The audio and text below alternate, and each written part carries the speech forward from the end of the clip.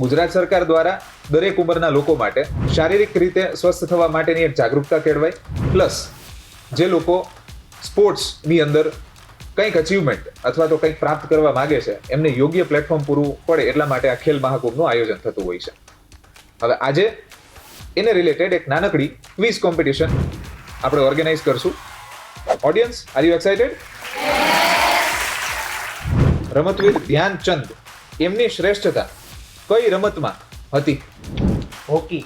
Hockey is the correct answer. Milkha સિંઘે સમગ્ર વિશ્વમાં ભારતને શેના માટે ગૌરવ અપાવ્યું? દોડ માટે. It is the right answer. 2012 ની ઓલિમ્પિક્સમાં MC મેરી કોમ કઈ રમતમાં મેડલ જીતેલ હતા? બોક્સિંગ. બોક્સિંગમાં કહી શકશો કયો મેડલ હતો? બ્રોન્ઝ.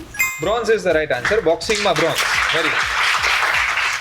મહિલાઓને ઓલિમ્પિકમાં ભાગ લેવાની મંજૂરી ક્યારે આપવામાં આવેલી હતી? Yes. 2000. That is the wrong answer. Would you like to tell? Yes. 1900 is the right answer. Khel Mahakumbh 3.0 કેટલા રમતવીરોએ એની અંદર રજીસ્ટ્રેશન કરાવ્યું હતું? 71. It is the correct answer. Very good. ખેલ મહાકુંભનું આયોજન સરકારના કયા વિભાગ દ્વારા કરવામાં આવે છે? SAG. SAG. શું તમે એનું ફૂલ ફોર્મ આપશો? Sports authority of Gujarat. Very nice. It is the correct answer.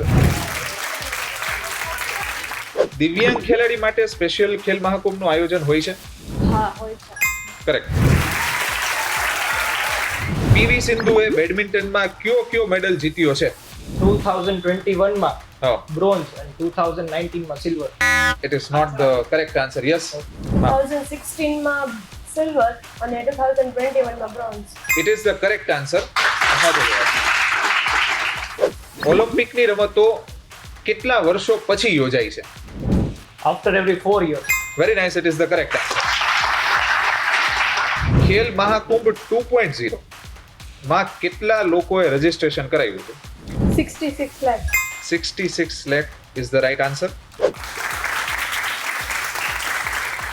So the third winner is the Sakrecha Kavya from 8th B. Make a big round of applause. Happy Makadia from 10th grade, second rank. The only students from the 10th grade, Mukani Hill, first winner.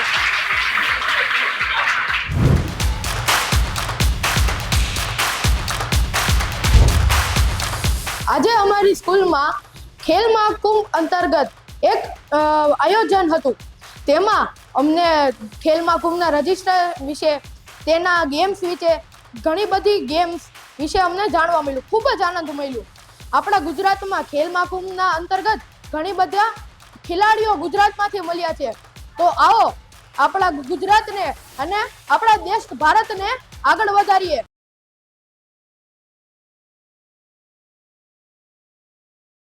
સિસ્ટમમાં